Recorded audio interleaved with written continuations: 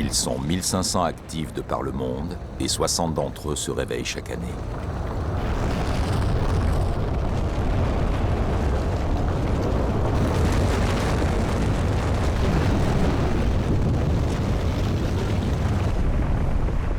Les volcans nous fascinent par leur beauté et leur puissance, mais qui ose les approcher? Pour les comprendre, anticiper leurs éruptions imprévisibles et pour protéger les populations qui vivent sous les volcans, des hommes et des femmes s'y sont risqués. Parmi eux, 2 scientifiques français, Katia et Maurice Kraft, ont marqué l'histoire de la vulcanologie du XXe siècle. Pendant 25 ans, ils ont pisté toutes les éruptions de la planète. De leurs centaines d'expéditions, ils ont rapporté des images extraordinaires de la furie des volcans. Toujours plus près du danger, ils ont choisi les volcans les plus dévastateurs, jusqu'à vouloir filmer le phénomène volcanique le plus mortel de la planète. Les nuées ardentes, également appelées coulées pyroclastiques.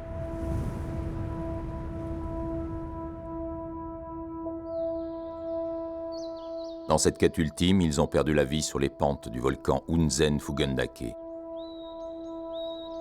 C'était il y a 20 ans au Japon.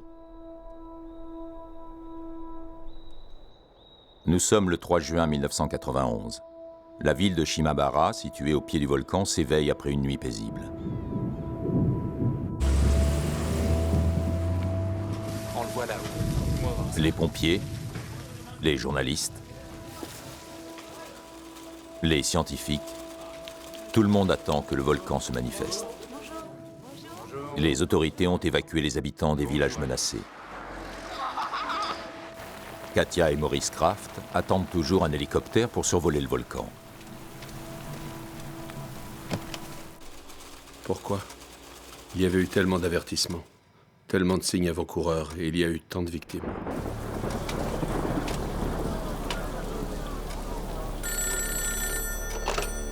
Allô? Que s'est-il passé le 3 juin 1991? Allez, dépêche-toi. Bien sûr, j'ai cherché à comprendre. Non, c'est pas possible. Ça va bien, t'es fatigué? Non, mais je le sens pas, c'est tout. Je n'avais aucune idée de ce qui allait arriver ensuite. Que s'est-il passé le 3 juin 1991? Je vais voir sur place, on reste en contact. Fais attention, prends pas de risques.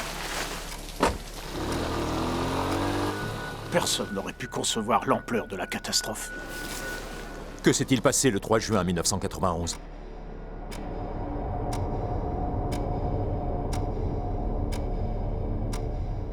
La nuée ardente est le plus dangereux de tous les phénomènes volcaniques connus.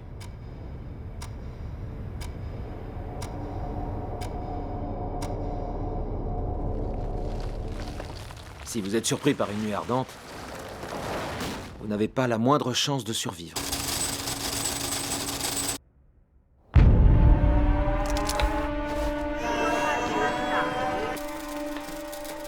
Il faut prévenir la population. Vite!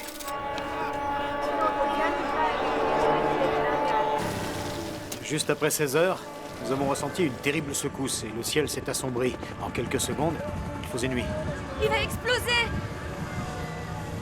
On savait que c'était une éruption dès qu'on a entendu le bruit de la secousse.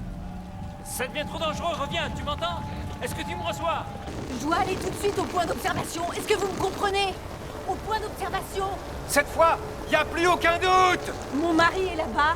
Il a besoin de moi, il est en danger. Vous comprenez? Je suis entouré de cendres, y a des cendres partout! C'est trop dangereux de rester ici! Il faut partir, maintenant! Non, c'est pas possible. Je dois aller sur les lieux et voir ça de mes propres yeux. Dégagez! Dégagez la route! J'ai peur qu'il y ait une coulée de lave après l'explosion! Tout le monde avait été pris par surprise. J'avais toujours cru qu'on aurait plus de temps. Vous voyez quelque chose? Répondez, qu'est-ce qui se passe? J'étais terriblement anxieux. Ne reste pas là-bas, sauve-toi! Plus vite! Arrête de filmer, viens! Pars, Henri, pars! Je peux pas vous laisser! Tant de victimes. Tant de personnes disparues.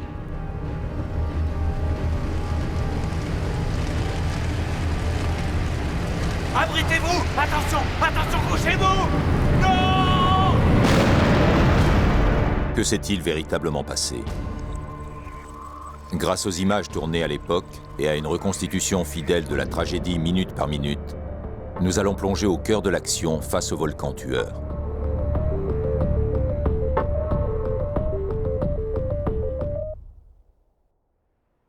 Cette aventure commence en avril 1991 sur l'île de Kyushu au sud du Japon.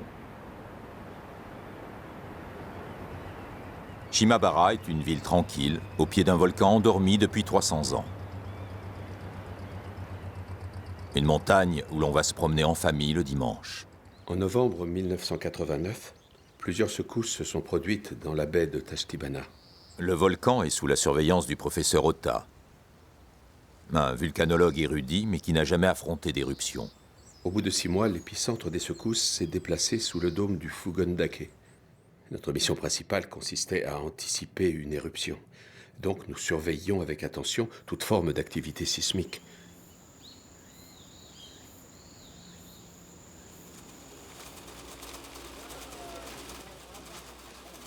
Nous avions observé quelques secousses périodiques au cours des derniers mois. Mais je ne croyais pas qu'une véritable éruption était envisageable à ce stade. Par la suite, la fréquence des mouvements souterrains a considérablement augmenté. C'est là que je me suis rendu compte de la signification de tels signes. En très peu de temps, les manifestations vont s'enchaîner les unes après les autres.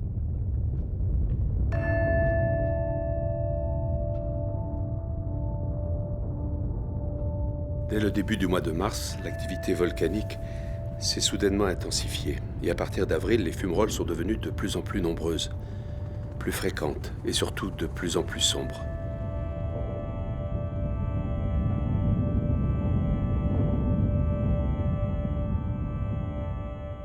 Le magma était en train de remonter en surface et il rencontrait en chemin plusieurs nappes phréatiques, ce qui expliquait les différentes colorations des fumées. Finalement, une explosion plus violente que les autres a propulsé un nuage de cendres très haut dans l'atmosphère.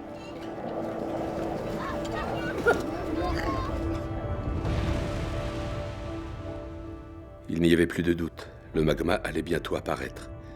J'étais très étonné, très choqué par la rapidité de l'évolution. J'avais toujours pensé qu'une gigantesque éruption volcanique prendrait plus de temps à se former. Le professeur Ota est pris de vitesse. Il travaille jour et nuit pour comprendre et essayer d'anticiper. Mais à cette époque, il n'y a pas d'informations scientifiques sur ce type d'éruption. Sur le côté de la montagne. J'ai pas le temps. Vous avez un instant? Il y a toutes les conditions requises pour une coulée de lave? Je vous ai déjà dit que toutes les conditions étaient réunies. Malheureusement, je suis incapable de répondre à la question la plus importante. Quand une coulée pourrait se produire? Un des aspects les plus dangereux des nuages de cendres en cette saison concerne les coulées de boue. Le sol se recouvre d'une couche imperméable qui empêche l'eau de pluie d'être absorbée. Toute l'eau qui ruisselle dévale les pentes de la montagne et forme des torrents qui détruisent tout sur leur passage.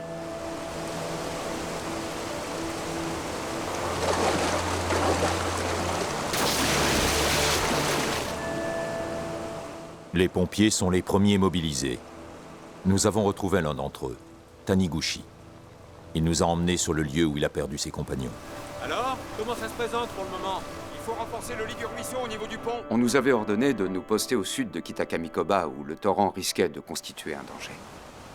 J'appartenais à la 13e section du groupe d'intervention 1. Chaque section locale comptait 20 pompiers. Pour la majeure partie, ils sont d'ici et ils connaissent bien le terrain. Il s'agit uniquement de pompiers volontaires, tout le monde exerce un autre métier. Ça a toujours été une tradition dans notre pays. C'est quelque chose dont je suis très fier et qui d'ailleurs se transmet aussi de père en fils dans toute la région. Ce n'est pas du tout inhabituel pour des municipalités rurales de ne disposer que de volontaires. Nous étions très inquiets, nous avions surtout peur que le cours du torrent ne finisse par se détourner, parce que dans ce cas, le village aurait tout de suite été menacé. La vie humaine n'a pas de prix. Et c'était ça que j'avais pour devoir, de protéger les gens.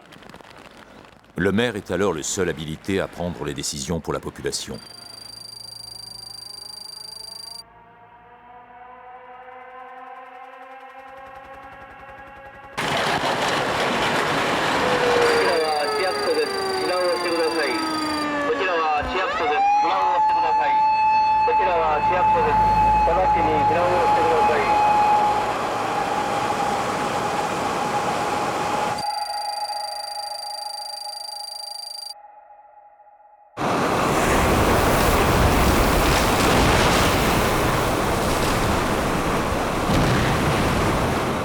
torrent dévastait tout, et les digues cédaient les unes après les autres.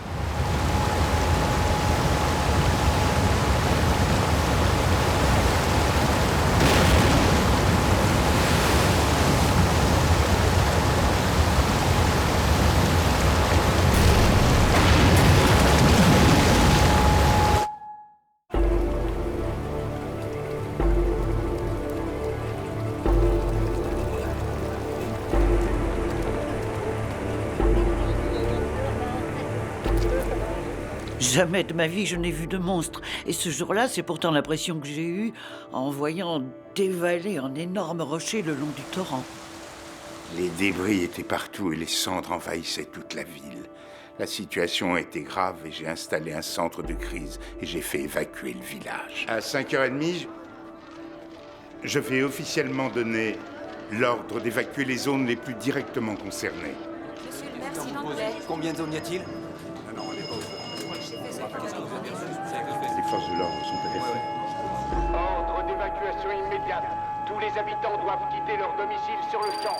Ordre d'évacuation immédiate.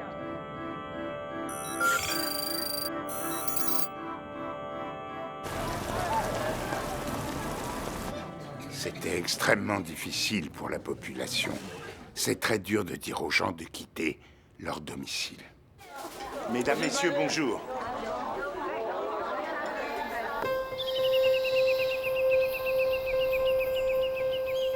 Première alerte sur la ville et aussi premières images à sensation. Cette rivière noire de cendres va réveiller cette ville si tranquille. À l'origine, je devais uniquement couvrir les dégâts causés par les inondations. Au fur et à mesure, le sujet du reportage a changé et s'est axé sur le volcan. Je n'aurais jamais cru que j'aurais l'occasion d'assister à une éruption volcanique d'une telle importance et aussi dévastatrice. La promesse d'une catastrophe attise la curiosité des médias. Presse, télé, radio, des journalistes arrivent de tout le pays. Parmi eux, nombreux sont ceux qui ne reviendront pas. Cela fait près de 22 ans que je suis reporter pour la télé japonaise. Et au cours de toutes ces années, l'expérience la plus extraordinaire a été, de loin, l'éruption du Fugendake. J'ai compris, à mon arrivée, que la ville était devenue un vrai champ de bataille. De nombreux journalistes étaient frustrés à cause de la façon dont les autorités américaines laissaient les autres agences journalistiques couvrir les événements de la guerre en Irak. Il leur était interdit d'utiliser leurs propres sources. Donc, quand ils sont arrivés, ils étaient vraiment remontés. Et tout le monde pouvait voir qu'ils avaient envie de travailler et couvrir au mieux tous les événements. C'est un peu une guerre des médias. Le volcan était pratiquement filmé en continu, il y avait des journalistes partout, c'était retransmis sur certaines chaînes pratiquement en continu. Il faut dire qu'au Japon, le volcan est important, puisqu'on vit avec les volcans au Japon. D'une certaine façon, ça devenait un concours de journalisme. Il y avait une émulation constante. Maurice et Katia, c'était deux passionnés de volcans. Ils avaient un rapport charnel, affectif à la Terre, et plus particulièrement au volcan, en éruption. Et donc ils avaient des informateurs partout sur la planète, et dès qu'il y avait les prémices d'une éruption, ils étaient au courant. Et pour eux, le moment le plus délicat, c'était de savoir, est-ce qu'on y va ou est-ce qu'on n'y va pas? En mai, les Kraft sont informés de l'éruption du Hunzen. Mais le volcan n'est pas encore assez actif pour qu'ils décident de se déplacer.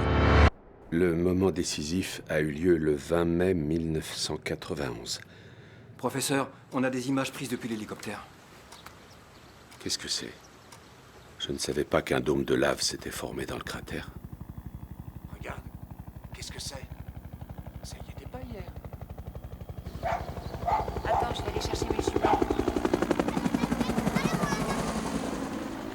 C'est impossible qu'il ait pu se former aussi vite. Et j'ai eu moi-même l'occasion de le voir de mes propres yeux le lendemain. Le premier dôme de lave qui avait été formé en haut du volcan devait mesurer environ 30 mètres de diamètre et était aussi d'une hauteur approximative de 30 mètres. C'était comme un bouchon de lave solidifiée qui avait été expulsé vers le haut.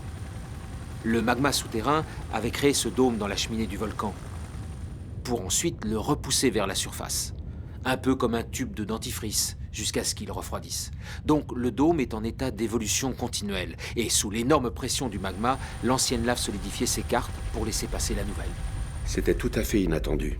Il n'y avait eu en tout et pour tout que 2 éruptions volcaniques depuis sa découverte, en 1663 et en 1792.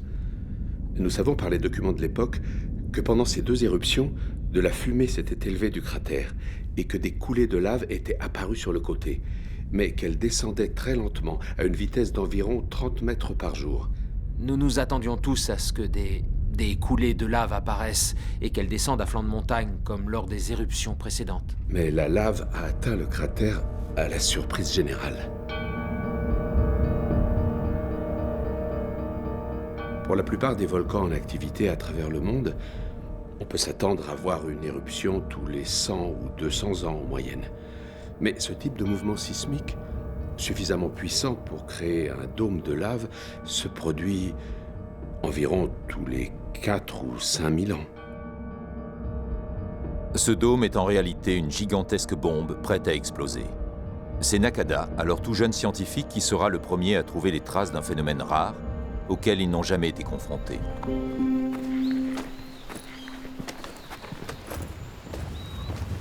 Ça sent le soufre. Il y a des arbres brûlés. Des fumerolles s'échappent des fissures. C'est fantastique. Tout d'abord, on ne s'est pas rendu compte que ce qu'on voyait était en fait une nuée ardente. Attendez, ça pourrait être une nuée ardente ? On ne devrait pas rester ici. Il y a beaucoup de rochers volcaniques au milieu des cendres. Ils sont secs et encore chauds malgré la pluie. Le sommet des arbres a changé de couleur à cause de la chaleur. C'est évident. Il faut partir, je vous dis, c'est trop dangereux. D'accord, mais je suis géologue. Je ne peux pas laisser passer une si belle occasion. Fais attention, hein.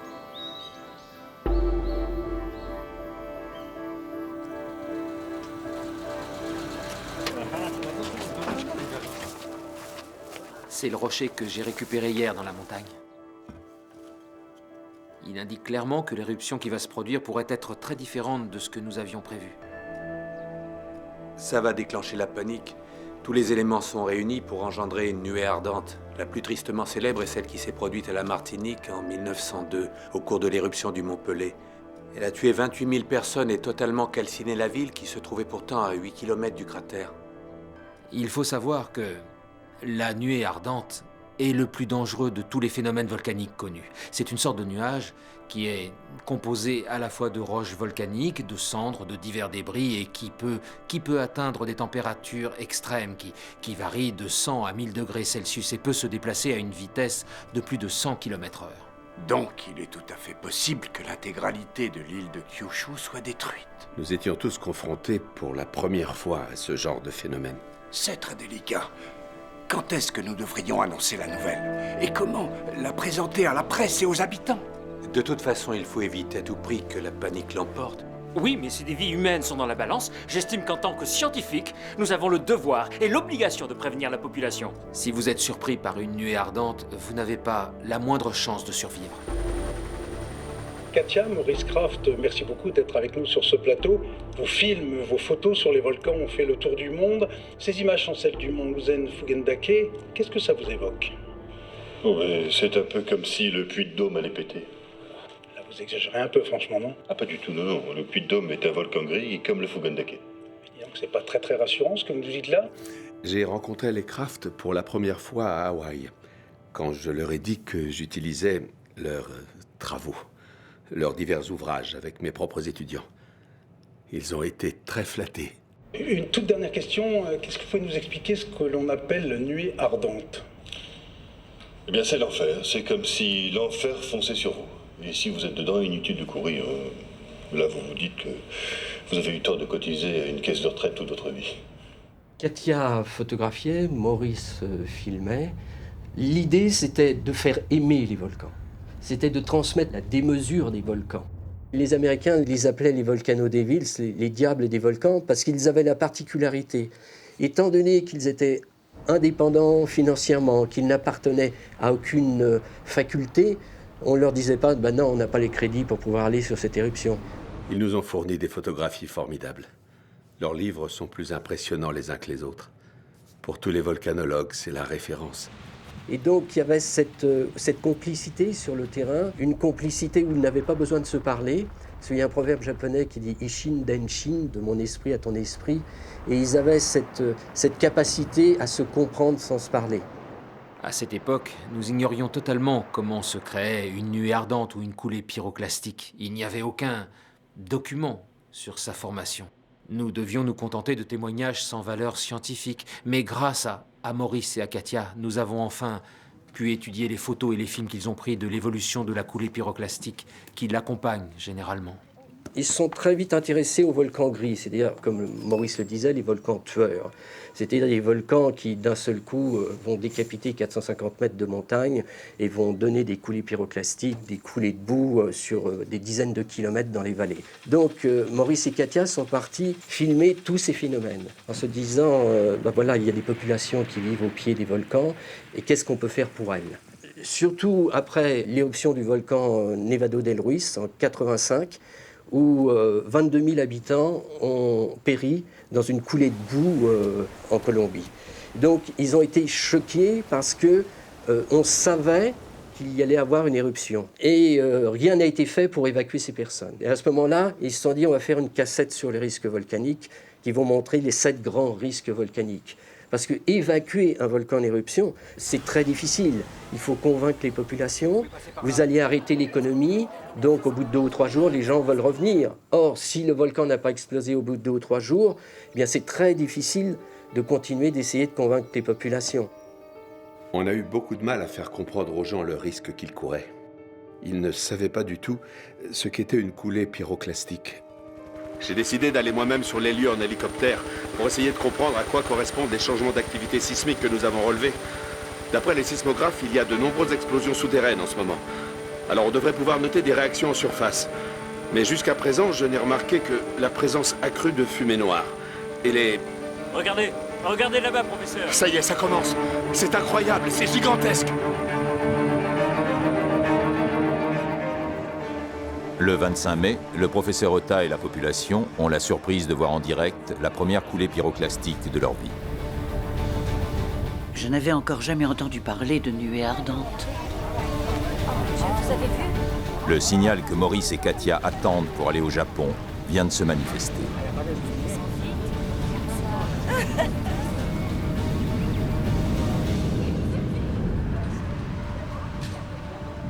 La coulée est encore loin de la ville, mais les cendres la recouvrent quotidiennement.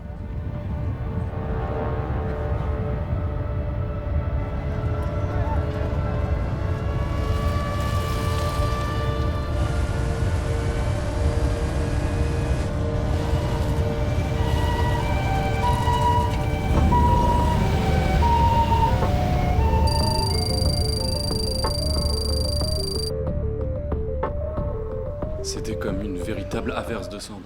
Et vous avez été complètement recouvert, vous dites? Oui. J'ai surtout senti comme des graviers qui tombaient sur moi, comme de la grêle, mais je croyais pas que j'étais brûlé. À quoi avez-vous pensé? Qu'est-ce qui vous est passé par la tête? J'ai eu peur, évidemment. J'étais certain que j'allais mourir d'une seconde à l'autre.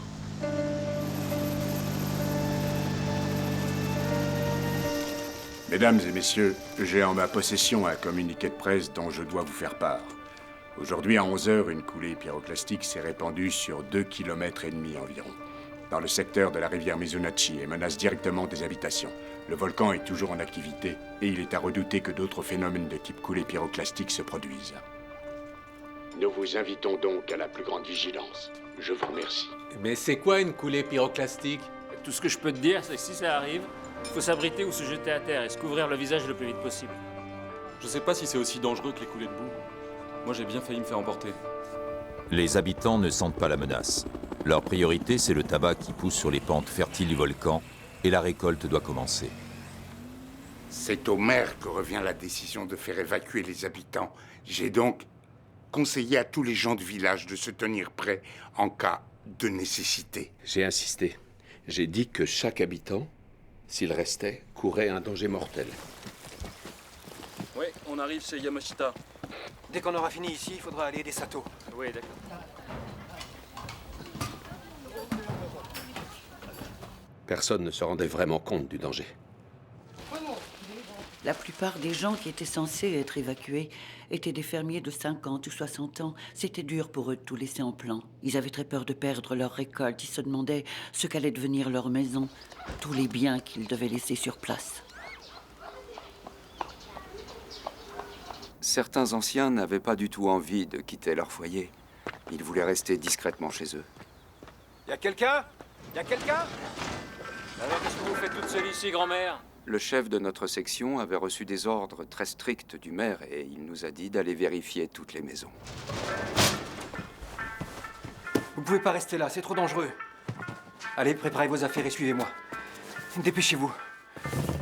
Vous pouvez pas marcher? C'est pas grave, je vais vous porter. Venez m'aider!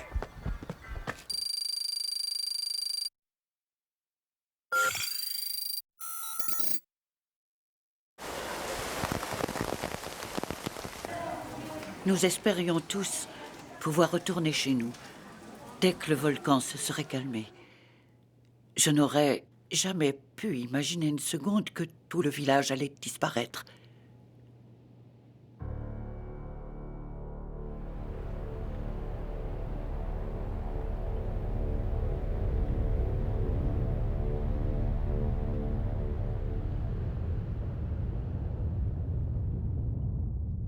Au sommet du volcan, le dôme se développe chaque jour et de nouvelles nuées ardentes dévalent ses flancs de plus en plus près des habitations.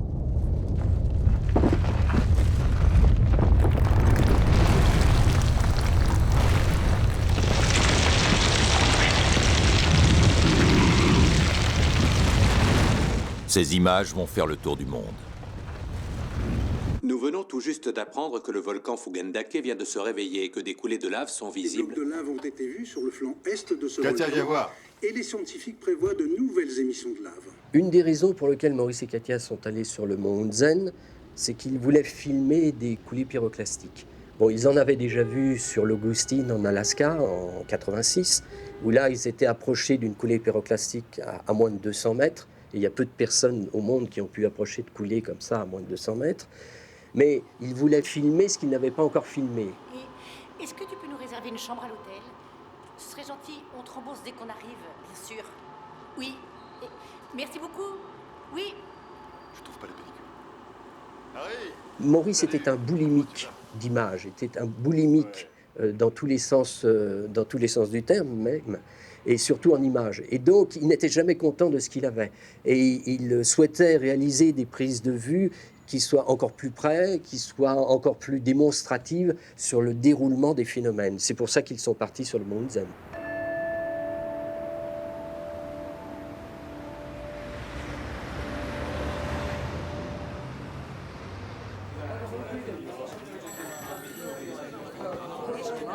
Il faut qu'il se calme.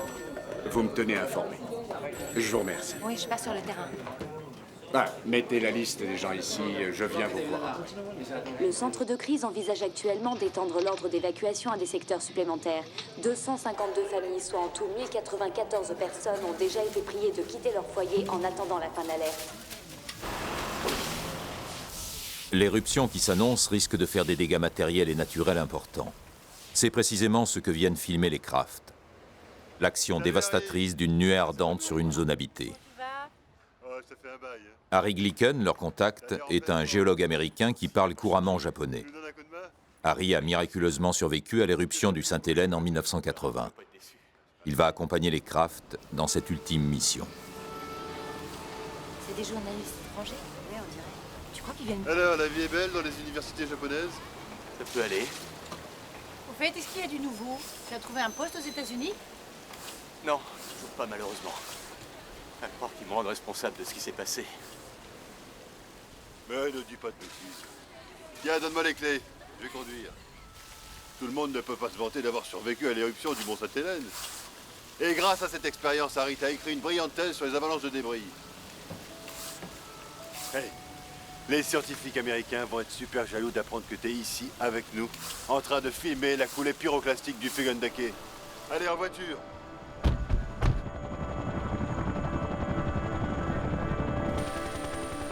Tous les 2 ou 3 jours, j'allais observer le volcan en hélicoptère.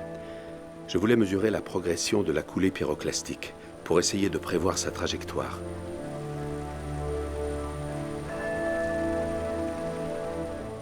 L'immense travée volcanique s'étendait de jour en jour. Elle avait atteint des proportions titanesques. Pour connaître la taille du phénomène, il nous fallait mesurer l'ampleur de l'effondrement qu'elle avait créé jusqu'à présent. Et ce que nous craignions se produisait sous nos yeux. La coulée pyroclastique devenait de plus en plus importante.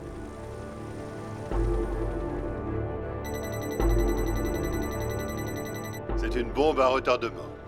Et il est impossible de connaître la longueur de la mèche. Mais une chose est certaine. Une fois qu'elle sera allumée, il ne nous restera plus qu'à découvrir combien de temps elle mettra avant de tout faire exploser. Et est-ce que la coulée pyroclastique suit toujours plus ou moins le même chemin? Ben, pour le moment, oui. Et comment va le professeur Ota? Il est tellement débordé que j'ai pas encore eu le temps de le voir. Mais j'aimerais pas être à sa place. Il est vachement stressé. Si ça dépendait que de lui, il aurait déjà fait évacuer toute la région. Mais c'est plus facile à dire qu'à faire. Non seulement la coulée s'est étendue, mais je viens de remarquer aujourd'hui que la couleur des arbres a nettement changé. Ce qui est très inquiétant. Jusqu'à présent, ils étaient restés de la même couleur, marron clair. Depuis hier, ils ont brûlé. Et tout le secteur est devenu très sombre. La conclusion qui s'impose est que la température de la coulée elle-même a considérablement augmenté.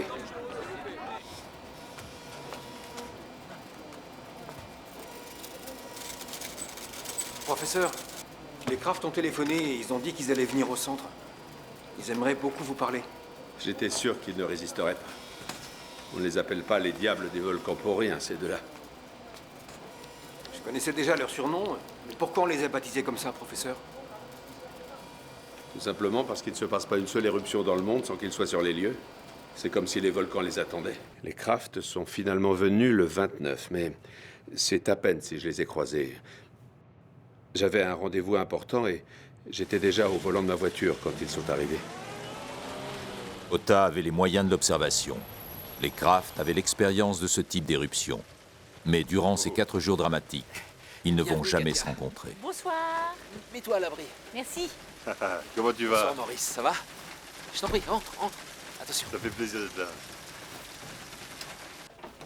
On peut pas prendre une photo? Vas-y, C'est Nakada qui sera le contact des Kraft.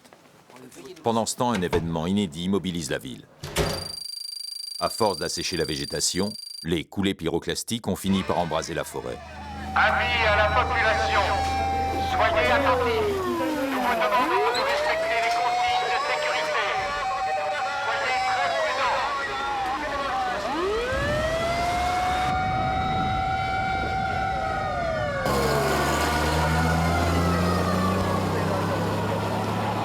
Restez en position, je vous rappelle quand c'est débloqué. Qu'est-ce qui se passe? Il y a un danger? Laissez-nous passer, s'il vous plaît. Dégagez le passage! Dégagez le passage, allez, c'est dangereux! Écartez-vous, s'il vous plaît! Dégagez la route! Écartez-vous! On a la voiture de s'éloigner! Laissez passer, c'est... Écartez-vous, s'il vous plaît! Ne restez pas là, monsieur! Écartez-vous! Laissez-nous passer! Le flanc est du volcan est en feu. Les habitants observent l'incendie avec appréhension. Jusqu'où cela va-t-il aller?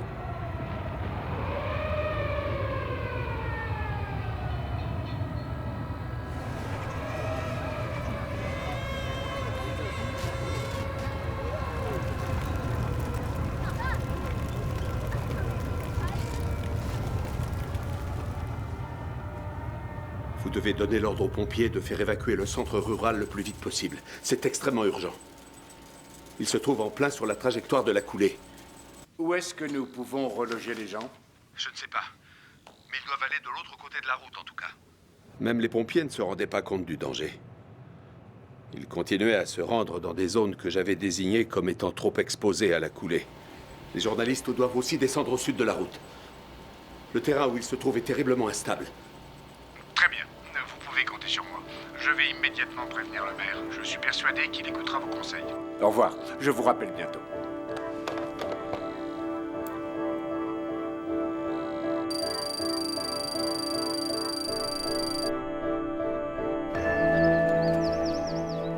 volcan Fugandake est toujours en activité. Après 3 tentatives infructueuses, un hélicoptère de notre chaîne est enfin parvenu à survoler... Ces images de la montagne en feu vont passionner tout le Japon. Soudain, toute la nation a les yeux tournés vers ce volcan qui se réveille. De tout le pays arrivent alors de nouveaux journalistes. Les Kraft se retrouvent au milieu d'un champ de bataille médiatique. Leur passage sur le côté est du volcan, et l'activité semble s'emballer un peu plus chaque jour. Alors, quel est votre état d'esprit quand vous devez travailler dans de telles conditions? On est très inquiets, bien entendu. Les journalistes sont partout. Ils interrogent, ils cherchent des sujets. Mais les Kraft ne sont pas au bout de leur surprise. Plus haut, sur les pentes du volcan, c'est l'armada.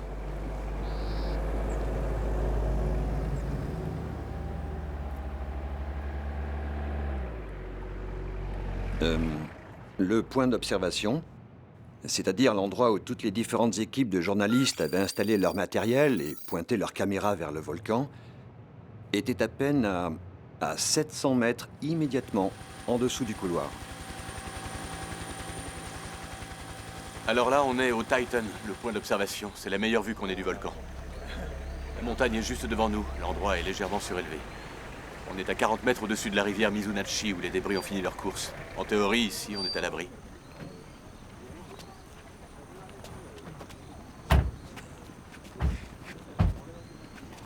C'est incroyable. On se croirait au festival de Cannes. Oui. Vous avez prévenu, hein. Ils sont tous là. Il faut qu'on trouve un meilleur endroit. Si on tourne ici sous le même angle que tous les autres, ça sert à rien. C'est vrai, franchement, c'était pas la peine de venir. Qu'est-ce que t'en penses? Mais bon, on va quand même s'installer là pour l'instant. Puis on essaiera de trouver mieux plus tard. Ok. Ici? T'es sûr? Ouais, on est bien ici, vraiment, hein, pile dans l'axe. Et on va se faire un tas de copains. Je suis l'agent de police Sato, du poste de Nakakoba. Les journalistes se croyaient tout permis. Ils allaient partout et ils piétinaient les champs de tabac. La population était très déçue d'avoir dû partir. Et les gens étaient inquiets pour leur récolte. Nous avons eu de nombreuses plaintes.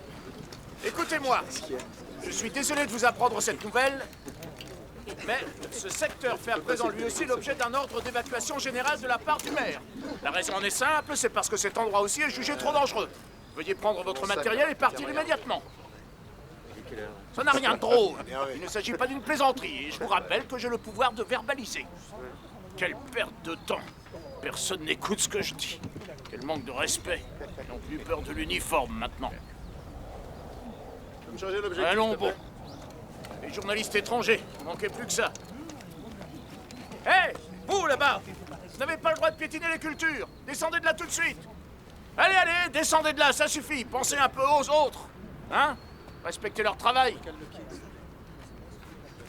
C'est dingue ça, personne m'écoute. C'est fou ce qu'il y a comme journaliste. Oui. Ça vous surprend? Oui, drôlement. En France et aux États-Unis, les zones volcaniques sont très réglementées. Du coup, c'est difficile de s'en approcher.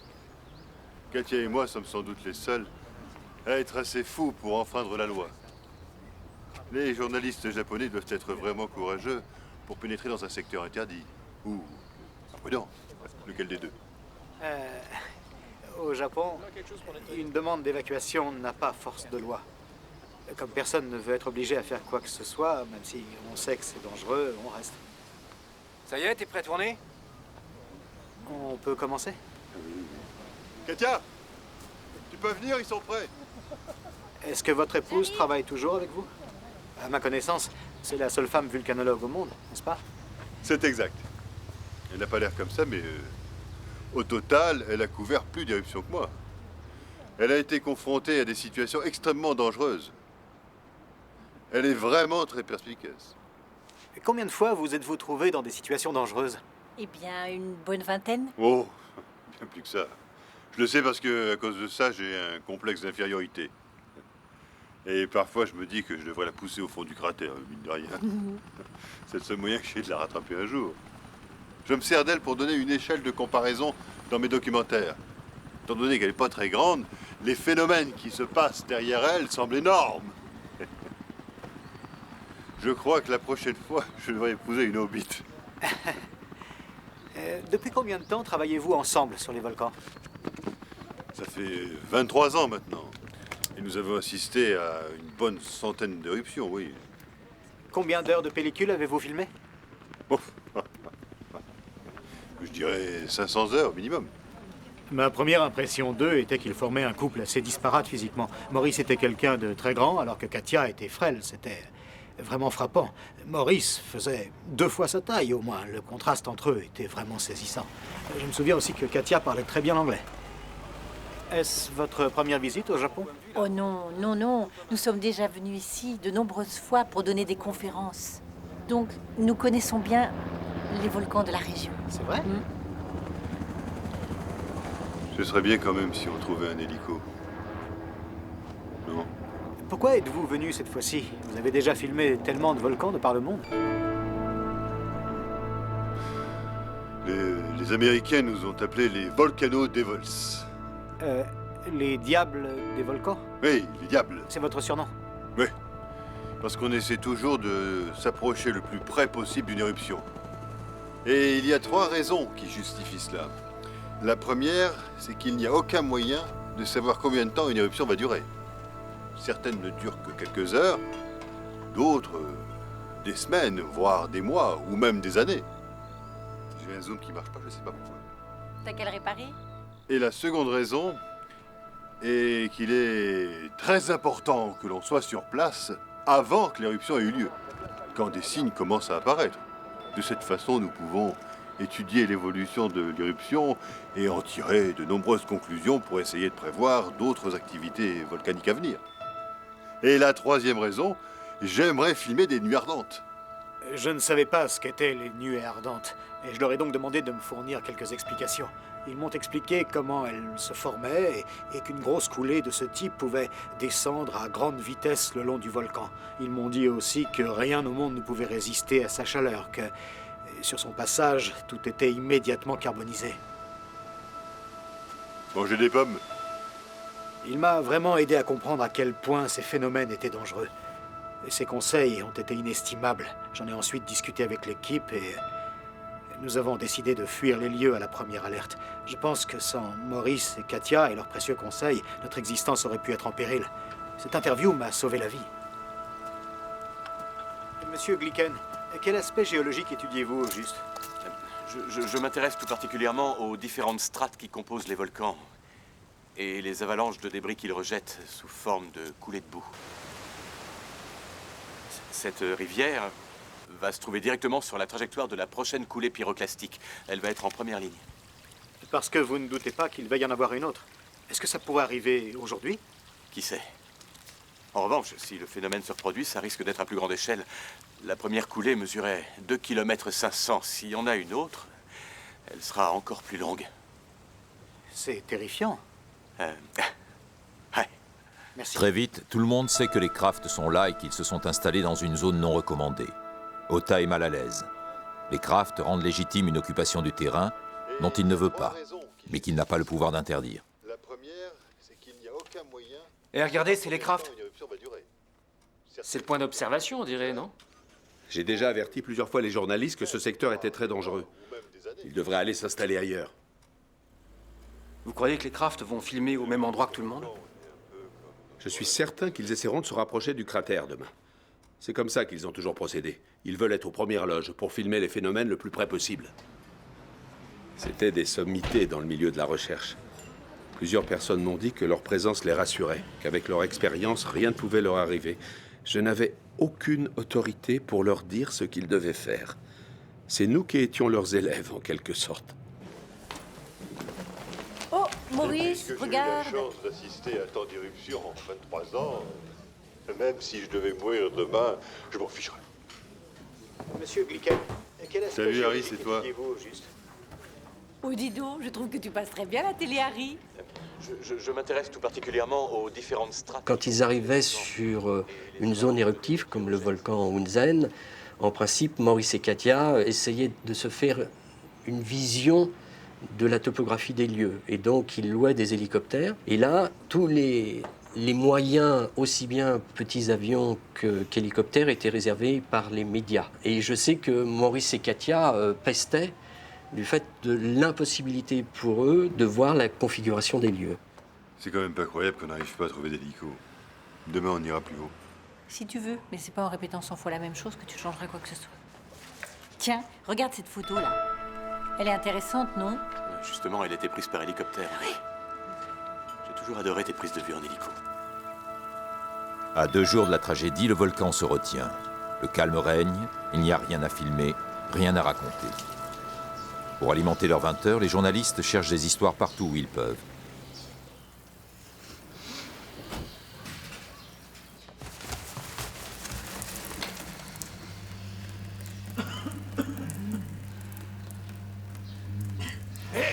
Vous réveillez tout le monde.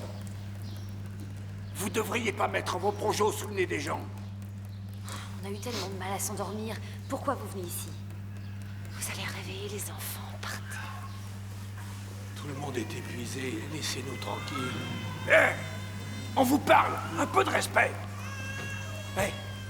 Arrêtez de tourner. Et retirez vos manteaux et vos chaussures, enfin. Regardez-moi ça, vous mettez de l'eau partout, c'est malin. Du côté du volcan, rien ne se passe. Ce calme apparent met le maire dans l'embarras. Il hésite. Jusqu'à quand va-t-il devoir maintenir l'ordre d'évacuation? Je me suis rendu dans les centres d'hébergement improvisés. Les conditions de vie étaient sommaires. Je priais tous les jours pour que la situation évolue dans le bon sens et que les gens puissent rentrer chez eux. Ne vous inquiétez pas. Combien de temps est-ce qu'on va devoir encore rester enfermé ici, monsieur le maire? On nous avait juste parlé de 3 jours au début. Et pas plus. On en a discuté, tout le monde trouvait ça raisonnable. Et maintenant, on nous annonce au bout de 3 jours qu'il va falloir rester au moins 3 jours encore. On veut savoir combien de temps vous pensez que ça va durer? Si je suis venu vous rendre visite, c'est pour vous annoncer que même si nous n'avons pas de nouveau pour l'instant, nous savons que les prochaines heures vont être décisives. Je me rends compte que vous êtes fatigué et découragé. Mais il faut absolument essayer de vous reposer et de ne pas baisser les bras dans l'adversité. La municipalité est tout à fait consciente du sacrifice qu'elle vous demande de faire, mais c'est pour votre sécurité, alors soyez patient.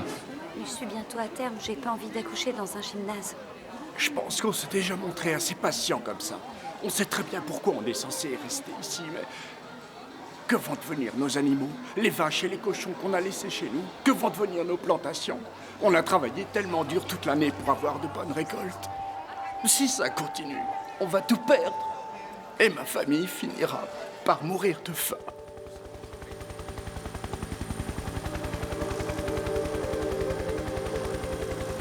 Je ne peux pas prédire combien de temps encore durera l'éruption.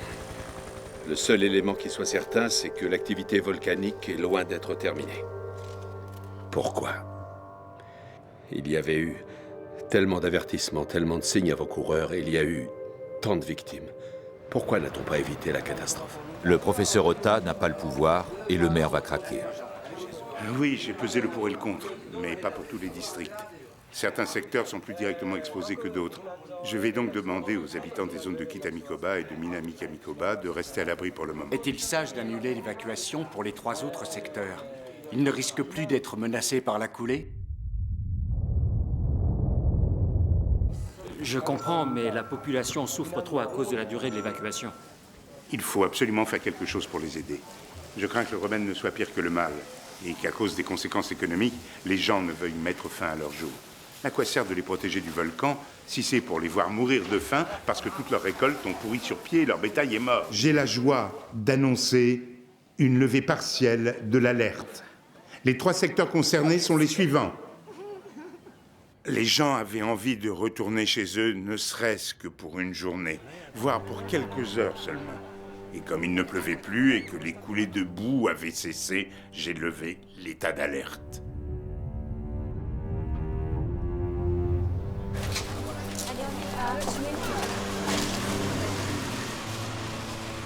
Pouvez-vous nous dire exactement pourquoi vous estimez que l'activité volcanique de ces derniers jours ne représente plus de danger pour la population? D'après plusieurs calculs, la vitesse de la coulée est en train de diminuer et il y a de fortes chances qu'elle s'arrête totalement. Selon toute probabilité, elle pourrait continuer jusqu'à Kamikoba, mais sans dépasser les limites de ce secteur. Les risques sont donc relativement raisonnables.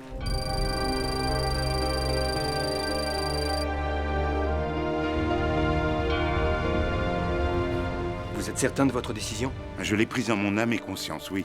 Et bien sûr en accord avec tout le personnel du centre de crise. Nous ne sommes pas des experts, vous le savez. Avez-vous déjà abordé le sujet avec le professeur Ota? Est-ce que le professeur Ota approuve votre décision de permettre aux habitants de certains quartiers de rentrer chez eux? La menace était grande. Mais ils ont levé l'état d'alerte. J'avais désigné l'arrêt de bus de Tsutsuno comme ligne de démarcation. Et ils en avaient déduit que tout ce qui était au sud de cette ligne était hors de portée des coulées pyroclastiques. La décision a dû être très dure à prendre pour le maire. Il n'a pas levé l'évacuation pour toute la région au nord de l'arrêt de bus de Tsutsuno. C'est donc qu'il tient quand même compte de mes avertissements. Malheureusement, je ne peux pas engager ma responsabilité. Je trouve qu'il prend trop de risques. Des coulées pyroclastiques avaient déjà eu lieu à différentes reprises, mais toutes s'étaient arrêtées naturellement vers le milieu de la montagne. On n'a donc pas pensé une seconde que l'une d'entre elles pourrait dévaler jusqu'ici. Le 1er juin 1991, l'endroit était rempli d'une magnifique végétation luxuriante. La rivière coulait paisiblement, et donc je dois dire à sa décharge que personne n'envisageait ce qui se passerait le 3. Je trouvais qu'il était normal de donner aux gens la permission de retourner chez eux s'ils le souhaitaient. S'il y avait des victimes à cause de ma décision, j'étais seul responsable. Maintenant, je veux m'adresser aux autres résidents. Je sais que c'est difficile pour vous de rester ici, mais d'après le professeur Ota, le danger est toujours trop grand pour que je puisse prendre sereinement la décision de vous laisser rentrer chez vous.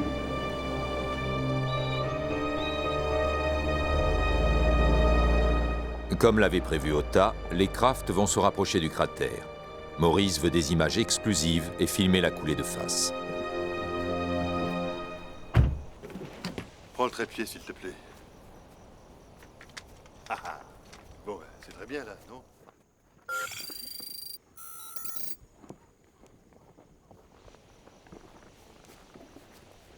Maurice? Oui. Tu vas quand même pas t'installer ici? Bah si, pourquoi? On est trop près. Toutes les coulées pyroclastiques sont descendues à l'est. Ah, Katia, on est aux premières loges, là. Si tu veux prendre en photo un tigre qui charge, qu'est-ce que tu préfères, hein? Voir ses fesses ou sa tête? Je préfère utiliser un téléobjectif. Comme ça, je pourrais le photographier en toute sécurité. Ouais. J'ai discuté avec l'homme à qui appartient le champ, là-bas, à côté des terrains agricoles. Il m'a dit qu'il avait une salle de séchage pour son tabac avec des murs de pierre et une porte en fer. Ah oui? Et on peut s'en servir pour se protéger, si on veut. Ah bah tu vois, il n'y a rien à craindre. C'est sûr qu'on aurait trouvé un meilleur endroit si on avait eu un hélico, mais il n'y en a pas. Toutes les coulées se sont arrêtées à 1 kilomètre d'ici. On est sur les côtés et en hauteur. Qu'est-ce qu'il y a? T'es fatigué? Mais la journée sera tranquille. Le volcan restera muet, en apparence. Le dôme de lave s'est considérablement développé sur le flanc est. Il grandit comme une coulée de lave. Et les coulées pyroclastiques, elles aussi, continuent régulièrement leur progression, jour après jour. Regarde.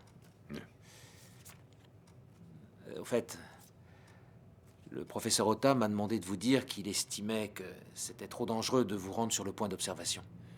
Ce qu'on veut, c'est terminer notre film, afin de contribuer à la prévention des catastrophes volcaniques, à tout prix. Et pour y arriver, vous êtes prêt à risquer votre vie? J'ai toujours été fascinée par l'univers des volcans. Et ça depuis le jour où j'en ai vu en photo, quand j'étais encore à l'école au cours élémentaire. Pourquoi est-ce aussi magnifique? J'ai toujours l'impression d'entendre le pouls de la terre. J'ai passé ma jeunesse et ma vie d'adulte entourée de volcans. J'ai rencontré mon époux en étudiant les volcans, en vivant avec eux. Les volcans, c'est toute notre vie. Tu sais, en fin de compte, l'endroit le plus dangereux au monde, c'est ton propre lit. Parce que 85% des gens meurent dans leur lit. Alors, méfie-toi cette nuit, hein, Nakada-san. Tu plaisantes. Tiens, un cadeau. Voilà ce que Maurice tenait à m'offrir. C'est un livre écrit en français, bien sûr, avec énormément d'illustrations de tout un tas de phénomènes volcaniques extraordinaires. Oh, merci. Et tu veux bien le signer pour moi, s'il te plaît? Volontiers. Tiens. Voilà ce qu'il a écrit. Avec mes amitiés au docteur Satoya. Non, Tetsuya. Tetsuya. Oui. Pardon, excuse-moi. C'est ce soir-là que je les ai vus tous les deux pour la dernière fois. Nous sommes le 2 juin. Les journalistes envahissent les villages évacués et s'installent dans les maisons vides. C'est vrai ce qu'on dit? que la brigade des pompiers s'est installée plus en retrait. De quelle brigade tu parles, là? De l'équipe numéro 1 de la 13e section. Ils étaient postés temporairement au centre agricole après l'avoir fait évacuer. J'ai entendu dire que le professeur Ota trouvait que c'était trop dangereux, qu'ils étaient redescendus eux aussi. Moi, je préférais qu'ils restent là-haut, ils nous sont plus utiles. Sauf votre respect, on préférerait retourner à Kamikoba pour protéger les biens de la population. C'est là que nous sommes nés, que nous avons grandi, que nous vivons toujours pour la plupart. Nous voulons faire le maximum pour aider les gens. En plus, ça va bientôt être la saison des pluies. Ce serait plus pratique pour nous d'être en hauteur pour surveiller les coulées de boue. S'il vous plaît, laissez-nous retourner là-haut. Pourquoi vous êtes inquiet? Vous êtes policier, vous devriez savoir pourquoi on est inquiet. Nos maisons sont vides, n'importe qui pourrait s'y installer et faire n'importe quoi. Il faut les surveiller. Pendant l'absence des habitants, les journalistes étaient installés chez eux, où ils voulaient. Ils y avaient élu domicile. Ils y rangeaient leur équipement. Je suis moi-même issu d'une famille de fermiers. Je n'avais aucun mal à communiquer avec les villageois. Je comprenais leur inquiétude. Les journalistes vous ont laissé un mot disant qu'ils vous paieraient ce qu'ils vous doivent plus tard. Et le chef de la police les a bien mis en garde. Je suis toujours pas rassurée. Je sais pas si on peut leur faire confiance. Si les pompiers retournent près de nos habitations, ils pourront les surveiller facilement. Moi, je me sentirais plus rassuré. La population voulait rentrer chez elle, entretenir les récoltes, et elle n'avait pas le droit de le faire. Et la presse, en revanche, avait investi les lieux. C'est ce qu'ils ne comprenaient pas. Il n'y a pas que les problèmes de coulée de boue. Nous sommes directement menacés par une coulée pyroclastique. C'est trop dangereux. Pourtant, il y a toujours beaucoup de journalistes là-haut. Ça peut pas être aussi dangereux que ça dans ce cas-là. C'est en temps de crise que les habitants ont besoin de nous. Sinon, nous, on sert à rien. S'ils pensent qu'on se cache parce qu'on a peur, je pourrais plus les regarder en face. Laissez-nous y retourner. Finalement, nous avons réussi à convaincre le chef de notre brigade et nous sommes retournés sur le secteur de la zone dangereuse afin de protéger ce qui pouvait l'être. Cette décision va leur coûter la vie.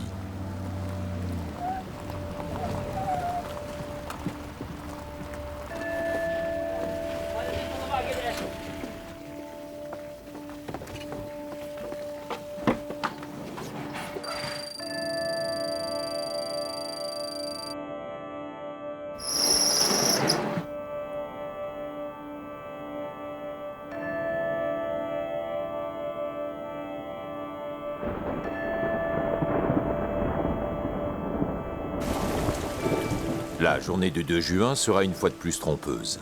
La météo s'y met, la pluie diluvienne empêche toute visibilité. Les Kraft ne trouvent toujours pas d'hélico.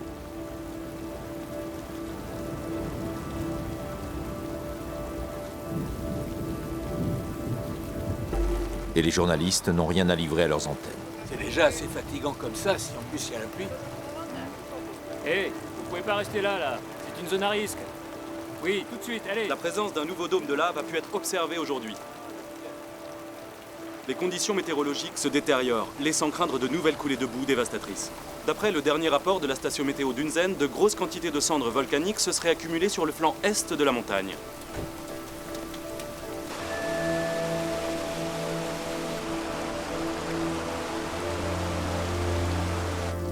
Le soir du 2 juin a un parfum de routine. Les tensions se relâchent et la fatigue s'installe. Certains pensent que l'éruption est terminée.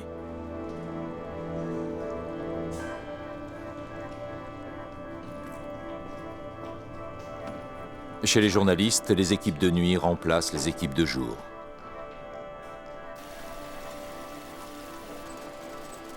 Les scientifiques ne perçoivent aucun signe du volcan. Le professeur Ota n'a pas dormi depuis des jours. Une information tombe ce soir-là en provenance des Philippines. Elle va faire douter les Kraft. Ok, au revoir. Qu'est-ce qu'il y a? C'est le Pinet tout beau. Ils veulent qu'on vienne, ça fait 3 mois qu'il y a des tremblements de terre chaque jour. Oh bah il manquait plus que ça, 2 volcans qui se réveillent en même temps. Et toi qui veux plus filmer. Mais pendant que tout le monde dort, le volcan est à l'œuvre. Personne n'entend le grondement qui progresse sous les entrailles de la montagne.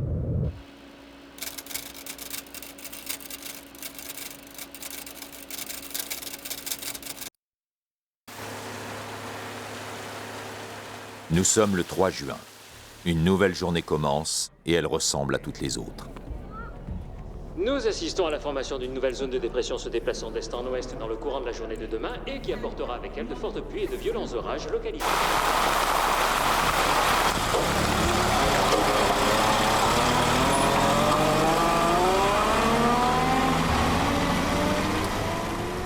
La pluie enveloppe la montagne d'un halo protecteur. Il semble que rien ne puisse arriver aujourd'hui. Les pompiers et la police se préparent à protéger les villages des hordes de journalistes.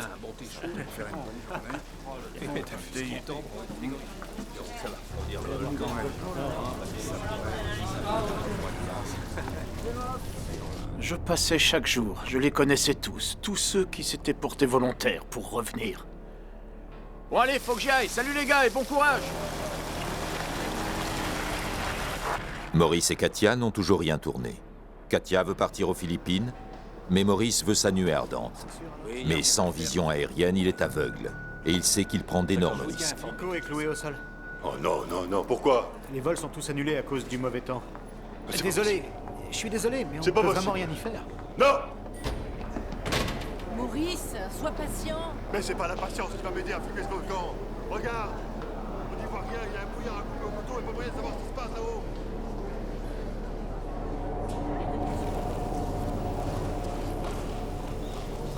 Merci pour votre patience.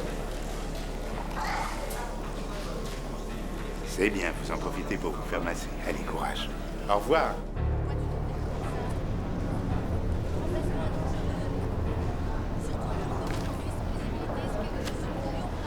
On attendra que le brouillard se lève. Si ça se fait pas, On n'a jamais été poussé. On va commencer à avoir peur maintenant.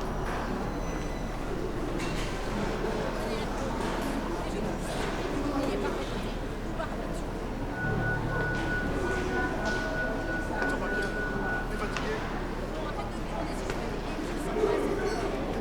Katia, mon Dieu! Qu'est-ce que tu veux? On prenne notre retraite? C'est ça?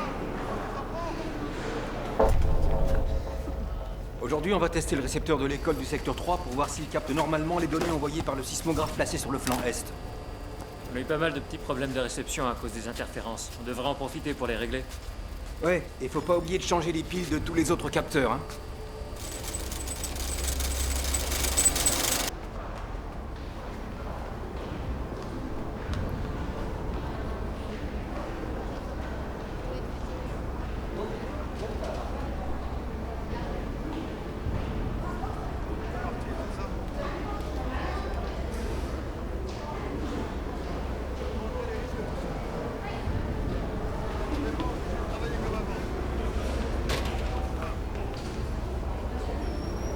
Il y a un problème?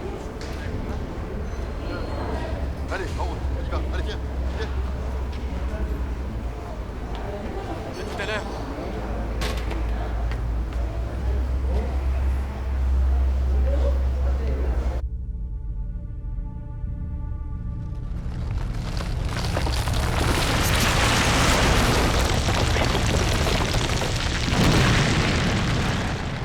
Plus la pression augmente sous le dôme de lave et plus il grossit. La quantité de débris augmente elle aussi et la taille de la coulée pyroclastique s'accroît exponentiellement.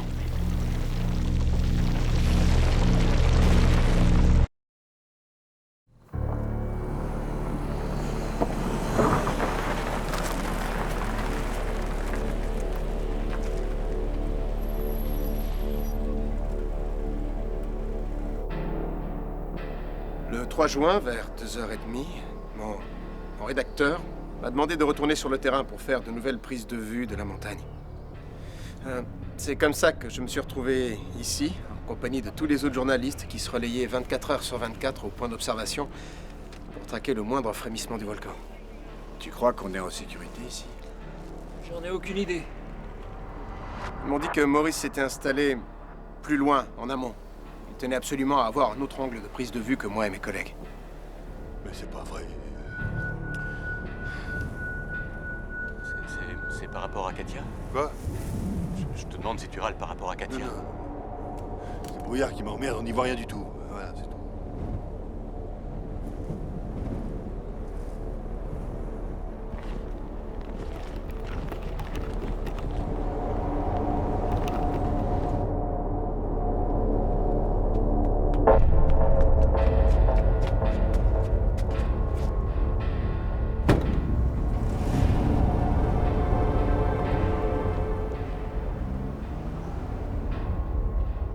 Moi, quand je suis arrivé sur les lieux, il devait être, je ne sais pas, environ 3 heures de l'après-midi.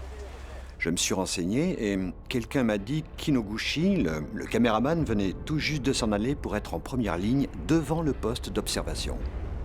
Bah pour l'instant non, on voit absolument pas la montagne. Ce que je peux te dire c'est que la fumée semble être poussée plus vers la droite que d'habitude. J'avoue que je n'en menais pas large et que je me sentais très vulnérable.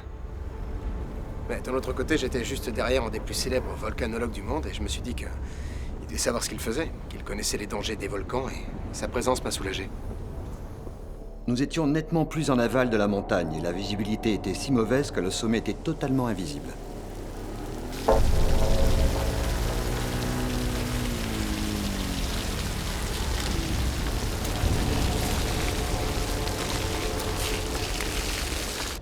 À partir de 15h30 ce jour-là, les coulées se firent de plus en plus fréquentes. Il était clair que la pression s'intensifiait. Venez voir ça.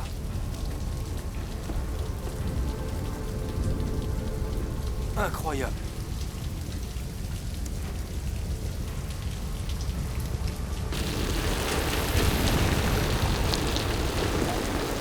Mais pourquoi vous vous arrêtez? Vous ne voyez pas de vent. Pas question d'aller par là, je fais demi-tour. Non, je dois me rendre tout de suite au point d'observation. Est-ce que vous me comprenez? Au point d'observation. Mon mari se trouve là-bas, il a besoin de moi. Il est en danger. Je veux pas. Est-ce que vous comprenez? Non, non. S'il vous plaît.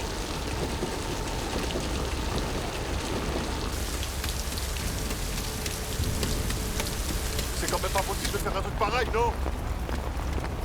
Je sais pas où sont rangées les affaires, moi. C'est toi qui as nettoyé ma derrière la dernière fois. Où est-ce qu'elle peut être? J'ai remarqué qu'ils avaient tous les deux l'air épuisés. Où est ma poire? Ma poire, Plante. Ma poire, Plante, pour nettoyer l'objectif.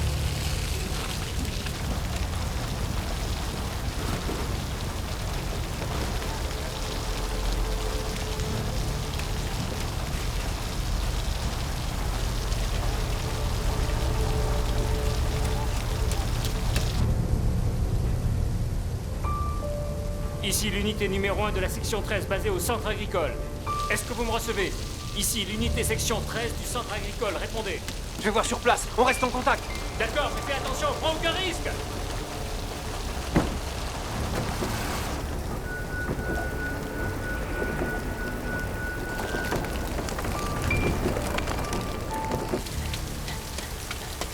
C'est ça que tu fais? Ah, merci. Comme Katia est pas là, je suis obligé de compter sur toi, hein. Je compte sur toi. Je crois que tu vas être ravi de te passer de moi. Katia est arrivée un peu plus tard.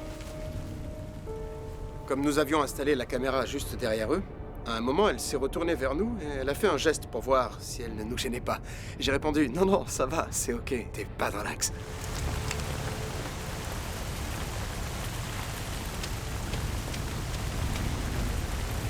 Une statue de guano sur face.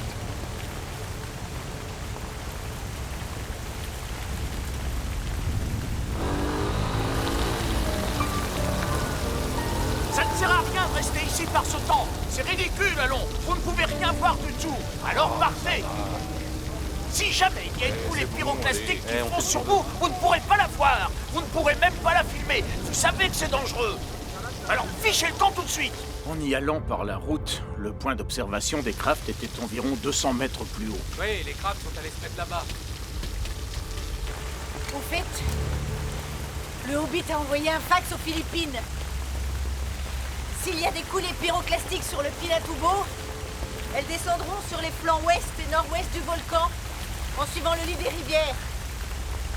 D'après la carte des risques, il y a 16 villages menacés par l'éruption. Il fallait les prévenir. Ils vont évacuer la région. Vraiment, tu viens de faire ça? Ça, c'est ma Katia. T'as nettoyé l'objectif? Oui, c'est bon, tout maintenant.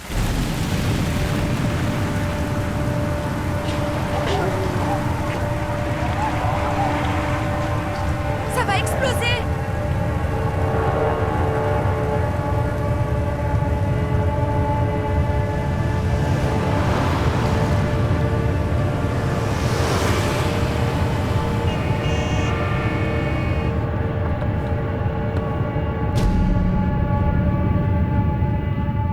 Un gigantesque nuage de cendres se dirigeait rapidement sur Shimabara City.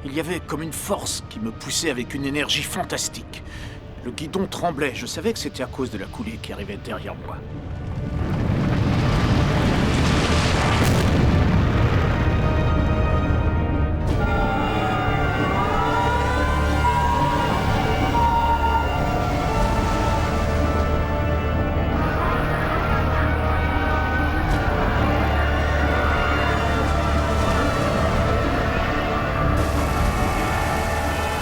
J'ai regardé par la vitre et j'ai vu un rideau de pluie noire. Dans ces conditions, il est hors de question de décoller. Quand Inoguchi, le caméraman, est arrivé sain et sauf, je me suis rendu compte de l'ampleur de la catastrophe. Et qu'il avait réussi à s'enfuir par miracle. Une épaisse fumée s'élève et les foyers d'incendie se multiplient. Le feu se répand très rapidement. Les pompiers sont débordés. Selon plusieurs informations, non officiellement confirmées, beaucoup de victimes seraient à déplorer dans ce quartier. Dégagez! Les dégâts matériels sont considérables et il y a de fortes chances que l'évacuation des blessés soit rendue difficile à cause des problèmes de circulation. Les équipes de secours ont beaucoup de mal à se rendre sur les lieux où leur présence est nécessaire. Là d'où je suis, on peut apercevoir des colonnes de fumée très importantes qui s'élèvent à différents endroits et la température ambiante commence à monter très vite. Il est à craindre que tout le village devienne la proie des flammes. On a tous été surpris par la vitesse de la coulée pyroclastique et personne n'avait imaginé qu'elle prendrait de telles proportions. À la demande des journalistes qui étaient en première ligne, je suis retourné voir ce que le sismographe enregistrait. Mais il suffisait de regarder derrière là, en direction du volcan, pour comprendre ce que toutes les données du monde n'arriveraient jamais à exprimer. Juste après la grosse coulée pyroclastique qui s'était déclenchée, et si je me souviens bien, à 16h08, le désordre régnait et il était très difficile d'obtenir des informations cohérentes. Nous ne savions pas exactement ce qui s'était passé et le centre de crise était littéralement pris d'assaut par les journalistes. Mon esprit était vide. Je ne savais pas encore ce qui venait de se produire, mais j'étais sûr qu'il y aurait de très nombreuses victimes.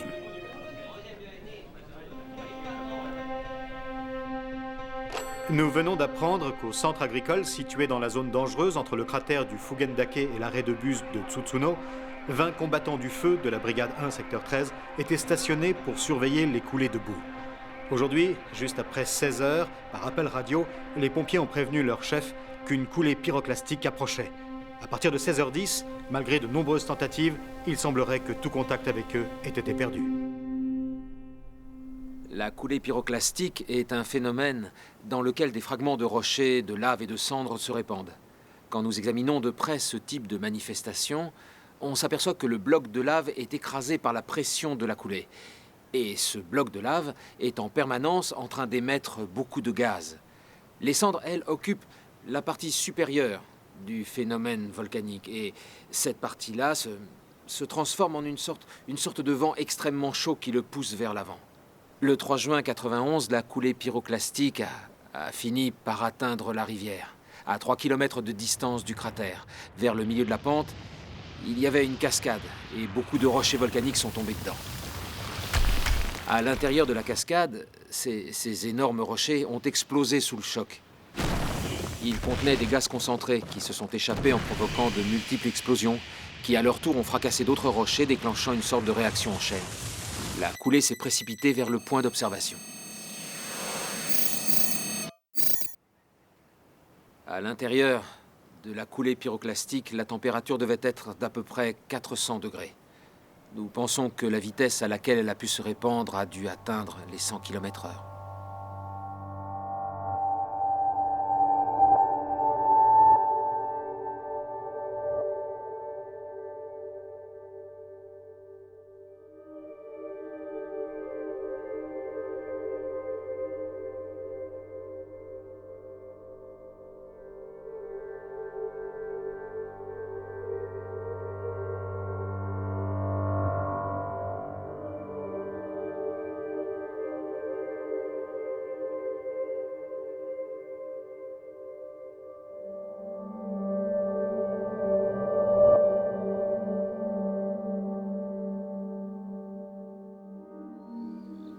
gens que j'avais vus là-bas étaient tous décédés.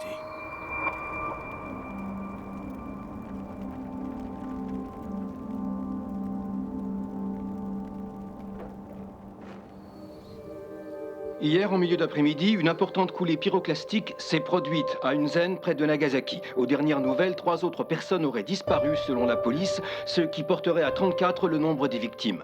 L'armée japonaise a été envoyée sur place pour assister la population et des hélicoptères surveillent le volcan 24 heures sur 24. Le professeur Ota et le maire avaient raison. Leur zone non recommandée aurait dû être évacuée par les journalistes. Mais ils n'avaient pas le pouvoir de l'imposer.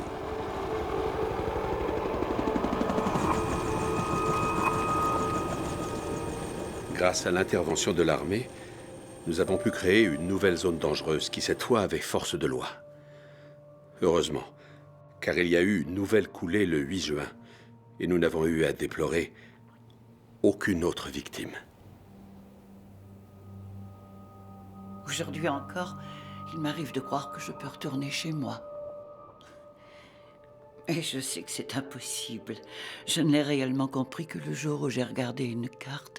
J'avoue que ça m'a brisé le cœur de voir que l'endroit où j'étais venue au monde ne figurait plus dessus.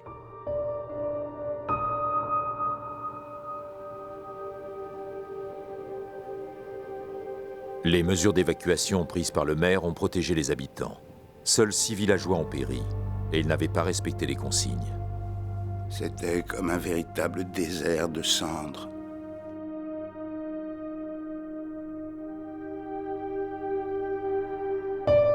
Le volcan aura pris 43 vies. La brigade de pompiers a été soufflée et tous les volontaires sont morts.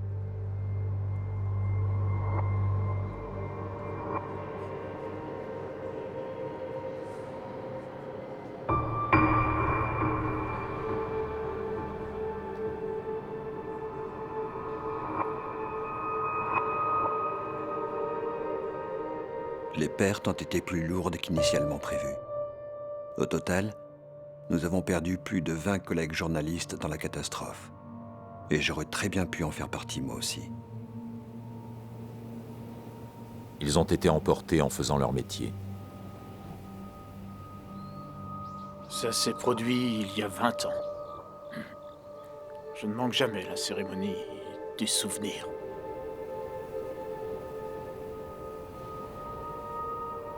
Depuis la fenêtre, on pouvait voir le Fugendake là-bas. Oui. Si j'étais venu ce jour-là, je serais mort avec les autres, moi aussi.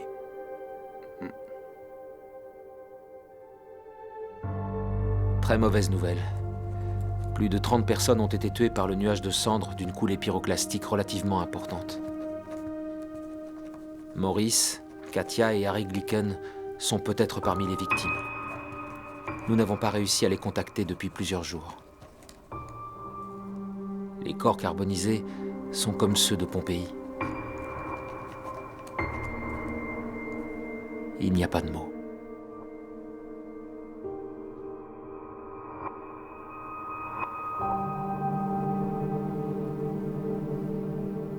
Les médias ont beaucoup critiqué le comportement des journalistes, mais Maurice et nous devions être sur les lieux. Si jamais le même événement devait se reproduire, je referais la même chose sans la moindre hésitation. Le volcan est resté en éruption durant une année entière. Et plusieurs autres coulées pyroclastiques importantes se sont produites. Ce n'est qu'en février 1995 que l'éruption s'est enfin terminée.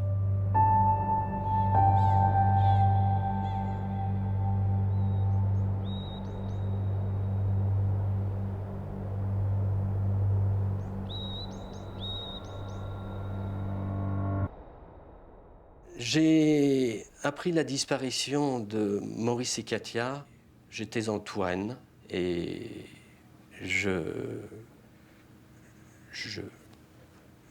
mets les infos à la télé et j'entends à la fin des infos éruption sur le mont Unzen au Japon.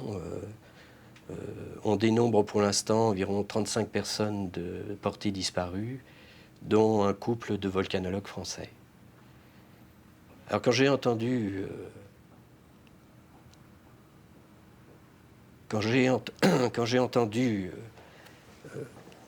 la disparition d'un couple de volcanologues français, j'ai tout de suite compris. Et une semaine après, je reviens chez moi. Et puis j'avais un répondeur à l'époque, et je mets le répondeur en marche, et j'entends, une semaine après qu'il soit mort,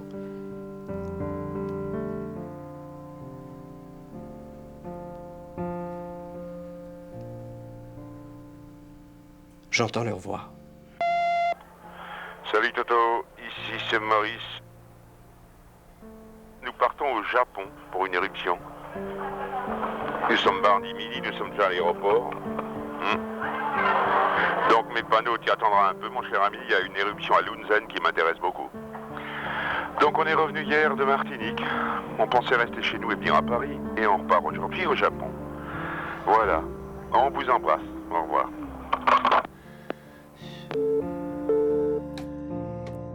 Peu après la tragédie, le 15 juin 1991, le sommet du volcan Pinatubo aux Philippines est pulvérisé.